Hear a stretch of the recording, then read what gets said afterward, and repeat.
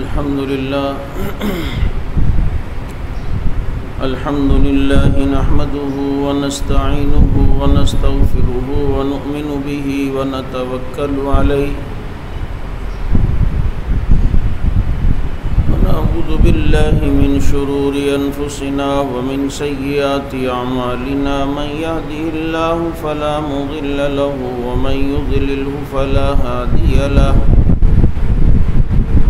ونشهد أن لا إله إلا الله وحده لا شريك له ونشهد أن سيدنا ومولانا محمدا عبده ورسوله صلى الله تعالى عليه وسلم أما بعد فأعوذ بالله من الشيطان الرجيم بسم الله الرحمن الرحيم الخبيثات للخبيثين والخبيثون للخبيثات والطيبات للطيبين والطيبون للطيبات أولئك مبرؤون مما يقولون لهم مغفرة ورزق كريم صدق الله مولانا العظيم ونحن على ذلك لمن الشاهدين والشاكرين والحمد لله رب العالمين يا رب صل وسلم دائما أبدا على حبيبك خير الخلق كلهم هو الحبيب الذي ترجى شفاعته لكل هول من الأحوال مقتحم درود پاک.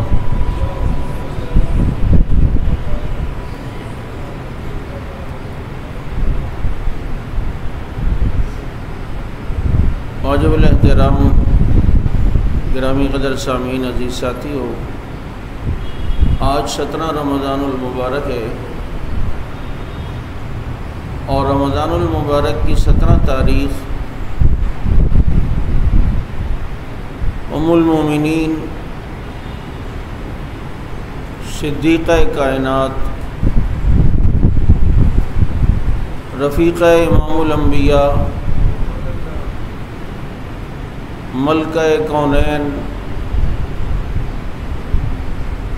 ام المومنین سیدہ طاہرہ عائشہ صدیقہ رضی اللہ تعالی عنہا کا یوم وفات ہے، اور 17 رمضان المبارک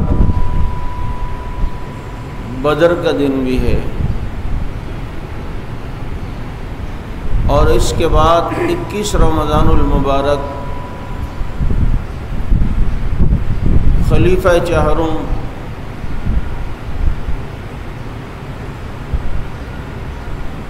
سیدنا علی المرتضیٰ رضی اللہ تعالی عنہ کا یوم شہادت ہے۔ اب یہ تینوں باتیں آج کی اس عنوان میں جمع ہو گئیں کہ بدر، سیرت عائشہ، سیرت علی المرتضیٰ رضی اللہ تعالیٰ عنہ، تینوں میں مناسبت تو ایک یہ ہے کہ 17 رمضان المبارک کو جب اللہ کے نبی صلی اللہ علیہ وسلم 313 کو لے کر آئے اور اللہ رب العزت کے حضور پیش کر دیا کہ اللہ میری ساری جمع پونجی یہ ہے، اور آپ صلی اللہ علیہ وسلم کے لیے خیمہ لگایا گیا جس میں آپ نے مناجات کرنی تھی، دعا کرنی تھی، اور فرمایا کہ ابو بکر کے علاوہ اس خیمے میں کسی کو آنے کی اجازت نہیں ہے۔ اور اللہ کے نبی بدر کے میدان میں آ کر اپنے ان صحابہ کے لیے اتنے پریشان کہ ان کو کچھ نہ ہو جائے، اللہ سے دعا کرتے ہیں کہ اللہ میرے ان ساتھیوں کو بچا لے، اگر صحابہ نہ رہے تو تیرا نام لینے والا کوئی بھی نہیں رہے گا، پھر تیری عبادت نہیں ہوگی۔ اللہ میرے ان ساتھیوں کو بچا لے، اگر یہ نہ رہے تو پھر تیرا نام لینے والا کوئی بھی نہیں رہے گا۔ آج اگر میں یا میری جماعت کے کوئی خطیب اگر یہ جملہ کہتے ہیں کہ صحابہ ہیں تو دین ہے، صحابہ ہے تو اسلام ہے، صحابہ ہے تو قرآن ہے، صحابہ ہے تو ایمان ہے، صحابہ ہے تو تراویح ہے، صحابہ ہے تو روزہ ہے، صحابہ ہے تو اذان ہے، یہ ہمارے خطیبانہ جملے نہیں ہیں، یہ بدر میں نبی نے کہا ہے کہ اللہ اگر یہ نہ رہے تو تیرا نام لینے والا کوئی نہیں رہے گا، یعنی اسلام نہیں رہے گا۔ اور اسلام اور کفر کے درمیان ہونے والے پہلے معرکے میں آپ صلی اللہ علیہ وسلم کا یہ فرمانا حضرات صحابہ کرام رضوان اللہ علیہم اجمعین کی اہمیت کو واضح کرتا ہے کہ اللہ نے اسلام کی بقا اگر جوڑ کے رکھی ہے وہ حضرات صحابہ کرام کی عزت و ناموس سے جوڑ کے رکھی ہے۔ اللہ یہ نہ رہے تو تیرا نام لینے والا کوئی نہیں رہے گا، یہ ہوں گے تو اسلام ہوگا، یہ ہوں گے تو دین ہوگا۔ آج ہم تک دین صحابہ کے ذریعے آیا، اسی لیے ہم کہتے ہیں یہ مشکوک ہو گئے تو سارا دین مشکوک ہو جائے گا، یہ محفوظ ہو گئے تو سارا دین محفوظ ہو جائے گا۔ بدر میں اللہ کے نبی صلی اللہ علیہ وسلم صحابہ کو لاتے ہیں، اس کے بعد کسی نے عرض کی اللہ کے نبی مسلمانوں کا کوئی علم، کوئی پرچم، کوئی جھنڈا، کوئی علامت، کوئی نشانی، میرے پیغمبر اپنے خیمے میں گئے، حضرت عائشہ رضی اللہ تعالیٰ عنہ کا دوپٹہ لے کر آ گئے، فرمایا آج اسلام اور کفر کے درمیان ہونے والے اس پہلے معرکے میں اسلام کا جو پرچم بنے گا وہ عائشہ کا دوپٹہ بنے گا۔ آج اس اسلام اور کفر کے درمیان ہونے والے اس پہلے معرکے میں اسلام کی جو شان و شوکت بنے گی وہ عائشہ کا دوپٹہ بنے گا۔ یہ پرچم لہرا دیا گیا، بنا دیا گیا۔ اب اللہ کے نبی نے باقی صحابہ کو دیکھا تو حضرت علی پہ نظر پڑی، فرمایا علی ادھر آؤ، پرچم تو عائشہ کا دوپٹہ ہوگا اور اس پرچم کو ہاتھوں میں بلند کرنے والا وہ عائشہ کا بیٹا علی المرتضیٰ ہوگا، اور علی المرتضیٰ اس پرچم کو تھامے گا اور دنیا کے سامنے واضح کرے گا کہ عائشہ کے دوپٹے کا پہلا محافظ علی المرتضیٰ رضی اللہ تعالیٰ عنہ ہے۔ آج یہ پرچم صرف نہیں، یہ اسلام کی شان و شوکت ہے، اسلام کی بقا، اسلام کی عزت، اسلام کی علامت ہے۔ کیونکہ جہاد میں پرچم کا گر جانا، فوج کے مورال کا گر جانا، عظمت و شان و شوکت کا گر جانا شکست کی ایک علامت ہے۔ اللہ کے نبی نے پہلا پرچم ہی عائشہ کا دوپٹہ بنا کر بتایا ہے، ذرا غور کرو کہ عائشہ کا دوپٹہ اسلام کی بقا ہے، عائشہ کا دوپٹہ اسلام کی شان و شوکت ہے، عائشہ کا دوپٹہ اسلام کی عظمت ہے، کیونکہ یہ پیغمبر کی عظمت کے ساتھ وابستہ ہے۔ اگر عائشہ پر تہمت لگی، عائشہ پر کوئی انگلی اٹھائے، عائشہ پر تنقید کرے یا ان کے کردار کو کوئی مجروح کرنے کی کوشش کرے، در حقیقت یہ پورے اسلام کو مجروح کر رہا ہے، کیونکہ وہ بیوی کس کی، زوجہ کس کی، آپ صلی اللہ علیہ وسلم کی، تو ان کی عزت پورے اسلام کی عزت۔ یہی تو وجہ ہے منافقین نے جو حضرت عائشہ رضی اللہ تعالیٰ عنہ پر تہمت لگائی، تو وجہ یہ تھی کہ براہ راست پیغمبر پر تو بات نہیں کر سکتے، مسئلہ بن جائے گا، پٹیں گے۔ انہوں نے کہا بیوی کے کردار کو مشکوک کر دو، شوہر خود بدنام ہو جائے گا۔ وجہ یہ تھی، اس لیے اللہ نے جو حضرت عائشہ کی برات میں قرآن نازل کیا نا، وہ قرآن کا اسلوب بھی بڑا عجیب ہے۔ الطیبات الخبیثات للخبیثین والخبیثون للخبیثات والطیبات للطیبین والطیبون للطیبات. فرمایا الخبیثات للخبیثین، بری عورتوں کے لیے برے مرد ہوتے ہیں، برے مردوں کے لیے بری عورتیں ہوتی ہیں. والطیبات للطیبین والطیبون للطیبات، پاک بیویوں کے لیے پاک مرد ہوتے ہیں، پاک مردوں کے لیے پاک بیویاں ہوتی ہیں. اللہ نے قرآن میں برات بھی کی اور اصول بھی اتنے پیارے بلیغ الفاظ میں بتا دیے کہ جس کو عائشہ کی عظمت دیکھنی ہو عائشہ کو نہ دیکھو، عائشہ کے شوہر کو دیکھ لو کہ وہ کتنا پاک ہے. اس کی بیوی کی پاکی کا اندازہ تمہیں خود ہو جائے گا. کہ سیدہ عائشہ صدیقہ رضی اللہ تعالیٰ عنہ، اللہ کے نبی نے ان سے کم عمری میں نکاح کیا، چونکہ نبی کے نکاح کی بڑی حکمتیں، جس سے بھی نکاح کیا اس کی حکمتیں تھیں. حضرت ام حبیبہ سے نکاح کیا کہ ابو سفیان کی بیٹی ہیں کہ وہ مخالفت میں کمی آئے. حضرت جویریہ سے نکاح کیا تاکہ یہودیوں کے یہاں سے مخالفت میں کمی آئے. حضرت عائشہ رضی اللہ تعالیٰ عنہ سے نکاح کہ ایک ایسی بیوی جو ذہین بھی ہو، حافظہ بھی جس کا قوی ہو، اور آپ صلی اللہ علیہ وسلم کی زندگی، آپ کی باتیں، آپ کی روایتیں، آپ کی حدیثیں زیادہ سے زیادہ امت تک پہنچا سکیں. اور اسی مقصد کے لیے نکاح تھا. اور جو مقصد سامنے آیا کہ 2210 روایتیں ایسی ہیں جو ام المومنین سیدہ عائشہ صدیقہ رضی اللہ تعالیٰ عنہ سے روایت ہیں. کیونکہ ذہانت تو تھی. اللہ کے نبی نے فرمایا عائشہ تم مجھے اتنی اچھی لگتی ہو جیسے کھجور کو شہد کے ساتھ لگا کے کھایا جائے. فرمایا آپ مجھے اتنے اچھے لگتے ہیں جیسے کھجور کو مکھن کے ساتھ لگا کے کھایا جائے. ایک مرتبہ حضرت عائشہ کہتی ہیں میں چھوٹی تھی، گھوڑے سے کھیل رہی تھی اور گھوڑے کے پر بھی تھے. تو اللہ کے نبی نے دیکھا اور کہا عائشہ گھوڑوں کے بھی پر ہوتے ہیں کیا؟ تو میں نے فوراً جواب دیا حضرت سلیمان علیہ السلام کے گھوڑے کے پر نہیں تھے؟ آپ صلی اللہ علیہ وسلم مسکرانے لگے. حضرت فاطمہ رضی اللہ تعالیٰ عنہ ایک دن کہنے لگی امی دیکھیں قسمت کی بات ہے کہ آپ کے والد ابو بکر صدیق ہیں اور میرے والد محمد الرسول اللہ صلی اللہ علیہ وسلم ہیں.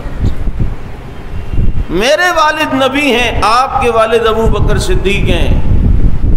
فرمایا بیٹا یہ تو قسمت اور تقدیر کی بات ہے، اور اللہ نے یہ سعادت تیری قسمت میں رکھی ہے، اور اللہ نے یہ تجھے شان و شوکت و عظمت سے نوازا ہے کہ تیرے والد محمد الرسول اللہ صلی اللہ علیہ وسلم ہیں اور میرے والد ابو بکر صدیق رضی اللہ تعالی عنہ ہیں. لیکن بیٹا فاطمہ یہ بھی قسمت کی بات ہے کہ تیرا شوہر علی المرتضیٰ ہے اور میرا شوہر محمد مصطفیٰ ہے. اور اللہ تعالیٰ قیامت میں جنتی عورت کو اس کا تخت دیں گے اور اس تخت پر اس کے ساتھ اس کا شوہر بھی ہوگا. اور فاطمہ جو تخت جنت میں تجھے ملے گا اس تخت پر تیرے ساتھ تیرا شوہر علی المرتضیٰ ہوگا، اور جنت میں جو تخت مجھے ملے گا اس تخت پہ میرے ساتھ میرا شوہر محمد مصطفیٰ ہوگا.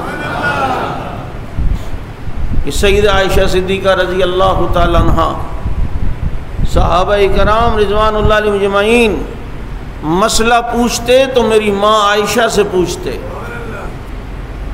جن کے حجرے کو اللہ نے جنت کا ٹکڑا بنا دیا وہ کون؟ بولو سیدہ عائشہ صدیقہ رضی اللہ تعالیٰ عنہ. محبت دیکھیں، کبھی نبی آپ صلی اللہ علیہ وسلم حضرت عائشہ کو عائش کہتے، عائش یا عائش، یا کبھی عویش بھی کہتے یا عویش. یہ محبت کا انداز ہے کہ نام کو تھوڑا بدل کر پیش کرنا اور نام کو تھوڑا بدل کر لینا.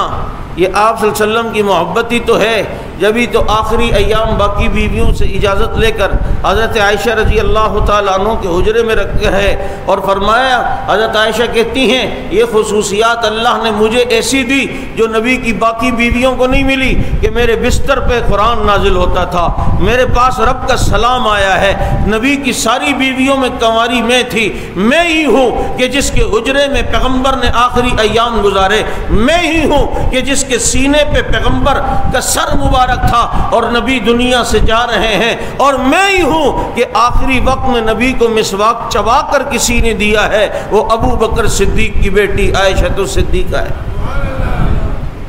رضی اللہ تعالی عنہ، جن کے حجرے کو رب نے جنت کا ٹکڑا بنایا۔ آج وہ نبی کا روزہ جنت کا ٹکڑا، اور یہ جنت کا ٹکڑا نبی کا روزہ، اور یہ گھر کس کا؟ بولو، سیدہ عائشہ صدیقہ رضی اللہ تعالی عنہا۔ میرے دوستو، حضرت عائشہ صدیقہ رضی اللہ تعالی عنہا، جن کی برات میں اللہ رب العزت نے قرآن کریم نازل فرمایا، وہ عظمتوں کی امین، وہ عظمتوں کا پہاڑ، وہ اللہ کے نبی کی محبوبہ، وہ ملکہ کونین، وہ عظمتوں کی ایک سبیل اور عظمتوں کی ایک نشانی اور علامت سیدہ عائشہ صدیقہ رضی اللہ تعالی عنہا، جن کو اللہ نے امہات المومنین میں شامل فرمایا، اس لیے مومنوں کی ماں عائشہ ہے۔ نبی کی بیویوں کو ام المومنین کہا جاتا ہے، چنانچہ عائشہ ام المومنین، مومنوں کی ماں۔ حضرت حیدری شہید کہتے ہیں، ایک مجھے کہنے لگا میں تو انہیں ماں نہیں مانتا، تو انہوں نے فرمایا کہ میں نے اس کو کہا، میں نے کہا بھی کہا ہے کہ تم نہ بابا، وہ تو مومنوں کی ماں ہے، کافروں کی تھوڑی ہے۔ وہ کس کی ماں ہے؟ مومنوں کی ہے، کافروں کی تو ہے ہی نہیں، ام المومنین ہے۔ تو جو مومن ہوگا وہ ماں مانے گا، جو مومن نہیں ہوگا نہیں مانے گا۔ بات تو بالکل واضح اور کلیئر ہے نا۔ یہی وجہ ہے سیدنا علی المرتضیٰ رضی اللہ تعالیٰ عنہ حضرت عائشہ رضی اللہ تعالیٰ عنہ کی بڑی قدر کرتے تھے کہ جی آپ صلی اللہ علیہ وسلم کی سب سے محبوب بیوی یہ ہیں۔ اور چونکہ نبی نے حضرت فاطمہ کو ایک دن کہا، بیٹا کیا تم اس سے محبت نہیں کرو گی جس سے تمہارا والد محبت کرتا ہے؟ فرمایا ابا جان کیوں نہیں؟ تو نبی نے فرمایا فاطمہ مجھے عائشہ سے بہت محبت ہے، یعنی اشارہ دیا کہ تم بھی عائشہ سے محبت رکھنا۔ اور جب مجمع میں پوچھا گیا نبی سے کہ اللہ کے نبی آپ کو سب سے زیادہ کون پسند ہے، تو فرمایا عائشہ۔ اللہ کے نبی مردوں میں کون پسند ہے؟ فرمایا ابوہا، عائشہ کے والد بہت پسند ہیں۔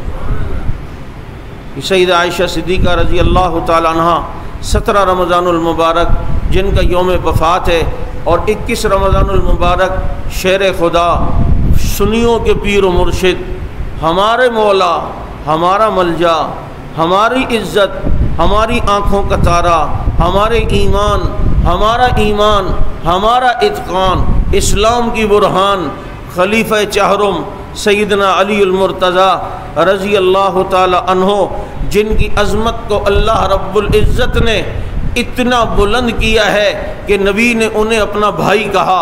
مدینہ منورہ میں جب نبی نے مواخات کرائی اور صحابہ کرام میں مہاجرین اور انصار میں بھائی چارگی کروایا، تو اللہ کے نبی نے حضرت علی کو اپنا بھائی فرمایا، اور فرمایا علی خوش ہو جاؤ، تیرا گھر جنت میں میرے گھر کے سامنے ہوگا۔ علی المرتضیٰ رضی اللہ تعالیٰ عنہ، جن کے بارے میں پیغمبر نے فرمایا وَأَقْضَاهُمْ علی، میری امت میں سب سے بہتر فیصلہ کرنے والا علی ہے۔ سب سے بہتر فیصلہ کرنے والا، بہتر فیصلہ کرنے والے ہیں یا نہیں ہیں؟ علی کا فیصلہ بہتر ہے۔ علی اگر فیصلہ کرے میں نے بیٹی عمر کو دینی ہے تو فیصلہ بہتر ہے یا نہیں؟ بابا بہترین فیصلہ کرنے والے، مشورہ دینے والے، جبھی تو تینوں خلفاء کے دور میں مشیر علی تھے، ان کے دور میں قاضی القضاء چیف جسٹس علی تھے، کیونکہ انہیں پتہ تھا کہ یہ بہترین فیصلہ کرنے والے اور بہترین مشورہ دینے والے سیدنا علی المرتضیٰ رضی اللہ تعالیٰ عنہ کتنا بہترین فیصلہ کرنے والے. شیعہ کتابوں میں ایک واقعہ لکھا ہے، حضرت عمر رضی اللہ تعالیٰ عنہ کے گھر میں جو حضرت علی کی بیٹی ہیں جن کا نام ام کلثوم ہے، جب حضرت عمر کے سفیر روم کے بادشاہ کے پاس بطور قاصد کے جا رہے تھے تو حضرت عمر کی بیوی علی کی بیٹی ام کلثوم نے اس سفیر کو عطر کی شیشی میں ایک عطر دیا اور کہا میری طرف سے روم کے بادشاہ کی بیوی کو تحفے میں دینا. وہ گئے، اس کی بیوی کو تحفے میں دیا، یہ ہمارے مسلمانوں کے خلیفہ کی بیوی کی طرف سے تمہارے لیے تحفہ ہے. تو روم کے بادشاہ کی بیوی نے اس عطر کی شیشی کو خالی کر کے اسی شیشی میں قیمتی موتی دیے اور کہا یہ میری طرف سے عمر کی بیوی کو ہدیہ دے دینا. وہ ہدیہ لے کر آئے ہیں، تحفہ لے کر آئے ہیں. حضرت عمر کی بیوی کے ہاتھ میں وہ تحفہ، حضرت عمر گھر پہ آئے، دیکھا تو ہاتھ میں قیمتی موتی. کہا کہ شیشی میں موتی کہاں سے آئے؟ سارا قصہ سنایا. میں نے روم کے بادشاہ کی بیوی کے پاس عطر تحفے میں بھیجا، اس قاصد کے ہاتھوں جس قاصد کو آپ نے بھیجا تھا اس نے مجھے جواب میں یہ تحفہ دیا ہے. عمر کہتے ہیں یہ بیت المال میں جمع ہوگا. کہا یہ تو میرے لیے ہے. کہا نہیں، تیرے لیے نہیں، یہ خلیفہ کی بیوی کے لیے ہے. کسی عام مسلمان کی بیوی کو کبھی تحفہ نہ دیتی. تجھے خلیفہ کی بیوی سمجھ کے دیا ہے اور خلافت مسلمانوں کی خدمت کے لیے ہے. اس کے نام پر حاصل ہونے والی تمام سہولیات و فیسلٹیز وہ بیت المال میں جمع ہوں گی. اب جب یہ بات ہوئی انہوں نے کہا نہیں یہ تو میرا ہے. تو حضرت عمر نے فرمایا چلو تمہارے والد سے فیصلہ کرواتے ہیں. حضرت علی کو بلوایا گیا. وَأَقْضَاهُمْ علی، کتنا بہترین فیصلہ کرنے والے علی ہیں. چنانچہ جب بلایا گیا تو حضرت علی سے حضرت عمر نے کہا میرا اور آپ کی بیٹی کا یہ اختلاف ہو گیا ہے. میں کہتا ہوں بیت المال میں جمع ہو، یہ کہتی نہیں یہ تو بطور تحفے کے مجھے ملا ہے، آپ فیصلہ کریں کیا. تو علی نے فیصلہ کیا اس نے عطر جتنے پیسوں میں بھجوایا تھا اس سے اتنے پیسے یہ وصول کر لے اور باقی سارے موتی بیت المال میں جمع کرا دے. یہاں محبتوں کا بھی پتہ چلتا ہے.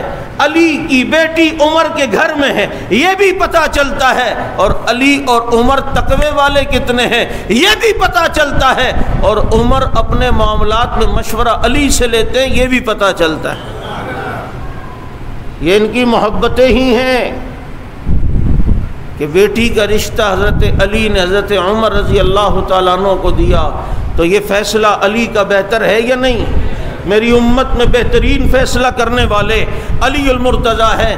جبھی تو علی نے فیصلہ کیا ہے کہ ابو بکر کے ہاتھ پہ میں نے بیعت کرنی ہے. اور یہ بھی میں تمہیں بتا دوں باقی صحابہ نے ابو بکر صدیق کے ہاتھ پر ایک مرتبہ بیعت کی ہے. علی وہ واحد صحابی ہے جس نے ابو بکر صدیق کے ہاتھ پر 2 مرتبہ بیعت کی ہے. وَأَقْضَاهُمْ علی، میری امت میں بہتر فیصلہ کرنے والے علی ہیں. جبھی تو فیصلہ کیا بیعت عمر کی کروں گا، خلیفہ عمر کو چنوں گا، نماز ابو بکر خلیفہ ابو بکر کو چنوں گا، بیعت ابو بکر کی کروں گا، اور نماز ابو بکر و عمر عثمان کے دور میں ان کے ادوار میں پڑھوں گا کیونکہ بہترین فیصلہ کرنے والے ہیں. فدق کا مسئلہ آیا تو عمر ابو بکر کے فیصلے کے مطابق ہی حضرت علی نے فیصلہ برقرار رکھا. اپنی دور خلافت میں بھی فدق کو نہیں لیا، حسن و حسین کو نہیں دیا. پتہ چلتا ہے جو فیصلہ نبی کا وہ فیصلہ ابو بکر کا، جو فیصلہ ابو بکر کا وہی فیصلہ علی کا، اور فیصلہ علی کا بہتر کیوں نہ ہو کہ نبی نے فرمایا وَأَقْضَاهُمْ علی، میری امت میں بہتر فیصلہ کرنے والا علی ہے. یہ سیدنا علی المرتضیٰ رضی اللہ تعالیٰ عنہ کی عظمت کتنی بڑی سعادت ہے کہ ان کے گھر میں نبی کی بیٹی آئی. ان کے گھر میں نبی کی بیٹی. اور حضرت علی کی ایک وہ خصوصیت بھی ہے جو باقی صحابہ کو حاصل نہیں ہے. قرآن کریم کی یہ آیت یا ایھا الذین آمنوا اذا ناجیتم الرسول فقدموا بین ایدی نجواکم صدقہ. اے مسلمانوں جب نبی سے بات کرنے کے لیے جاؤ نا تو صدقہ کر کے جاؤ. صدقہ دے کے جاؤ، کیونکہ یہ آیت قرآن میں آج بھی تو ہے، لیکن تلاوت تو کی جاتی ہے، حکم منسوخ ہو گیا ہے، اور یہ بہت کم وقت کے لیے اس کا حکم آیا، بعد میں اللہ رب العزت نے اس کے حکم کو منسوخ کر دیا اور بہت جلدی منسوخ ہوا۔ حضرت علی فرماتے تھے کہ جب یہ آیت آئی میرے پاس درہم تھے، میں نے اس کا صدقہ کیا، پھر جا کر نبی سے ملاقات کی۔ اس آیت پر تمام صحابہ میں اگر کسی نے عمل کیا ہے تو اسے علی المرتضیٰ کہا جاتا ہے۔ باقی حکم اس کے بعد منسوخ ہو گیا۔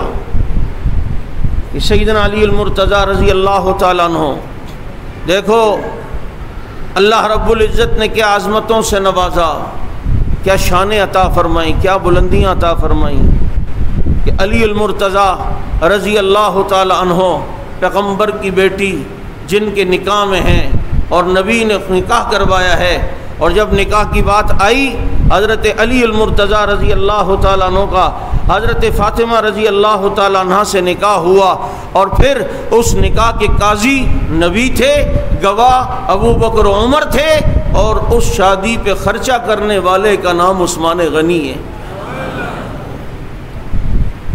میرے دوستو، ابھی کچھ دن پہلے مجھ سے انٹرویو لیتے ہوئے کسی نے سوال کیا کہ آپ لوگ جس طرح باقی صحابہ کرام کے تذکرے زیادہ کرتے ہیں، حضرت علی کے تذکرے کیوں نہیں کرتے؟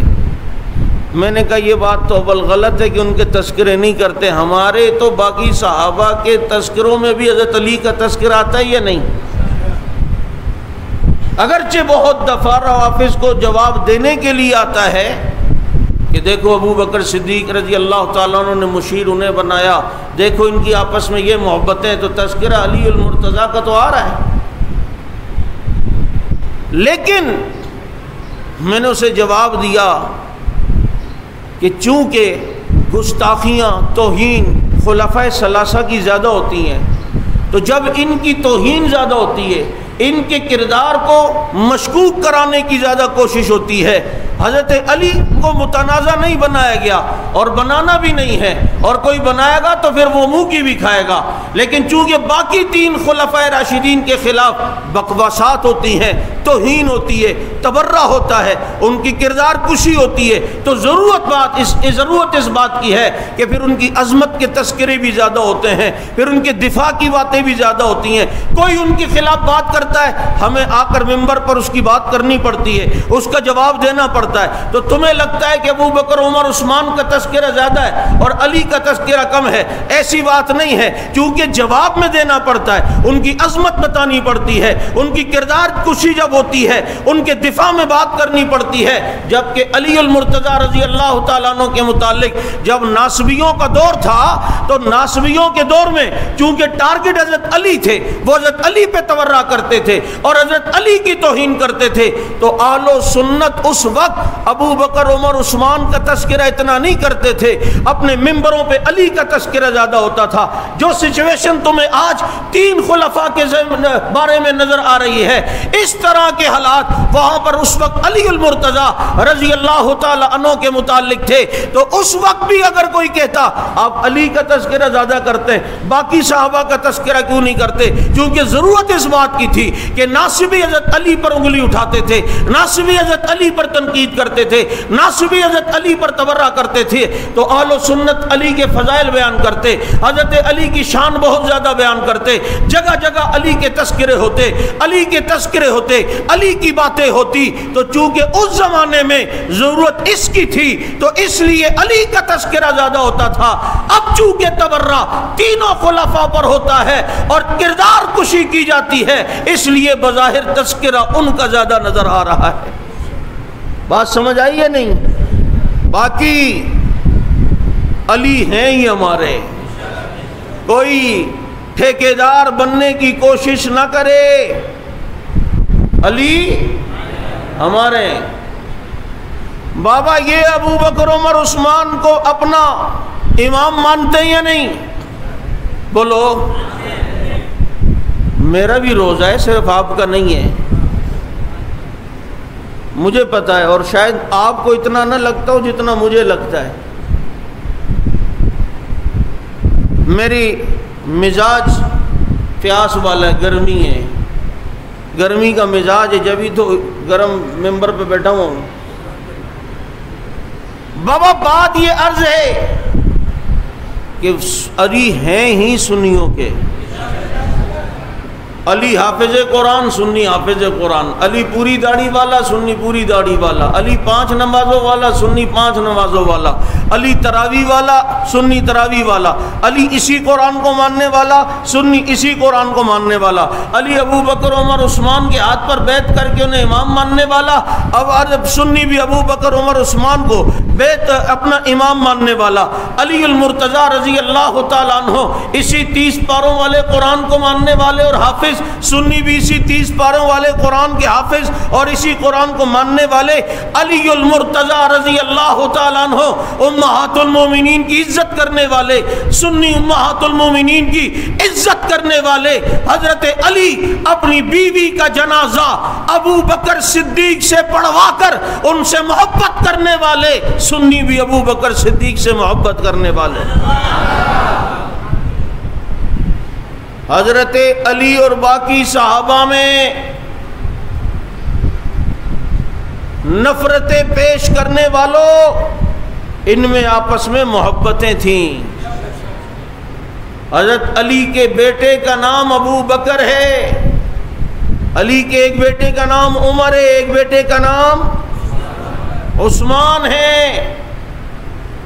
یہ محبتیں ہیں، یہ الفتیں ہیں، یہ رحمتیں ہیں جو اللہ رب العزت نے انہیں عطا فرمائی۔ اللہ تعالی ہم سب کی طرف سے بہتر بدلہ حضرت عائشہ رضی اللہ تعالی عنہ اور حضرت علی المرتضیٰ رضی اللہ تعالی عنہ کو نصیب فرمائے۔ میرے دوستو، آج انہی مقدس شخصیات کی عزت و ناموس کے لیے ہماری قربانیاں ہیں، جماعت کی قربانیاں ہیں۔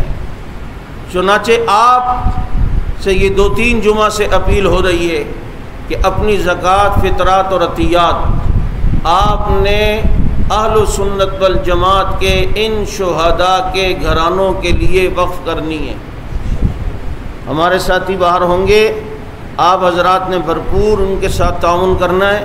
دیکھو بھائی، اگر ہم جتنا کر سکتے ہیں صحابہ کی عزت و ناموس کے لیے اتنا تو کریں۔ عملی طور پر سامنے نہیں آ سکتے تو کم از کم مالی طور پر تو مدد کرنی چاہیے، ہونا چاہیے یہ نہیں بولیں؟ اس لیے آپ حضرات بھرپور تعاون فرمائیں، اللہ رب العزت سمجھ اور عمل کی توفیق نصیب فرمائے۔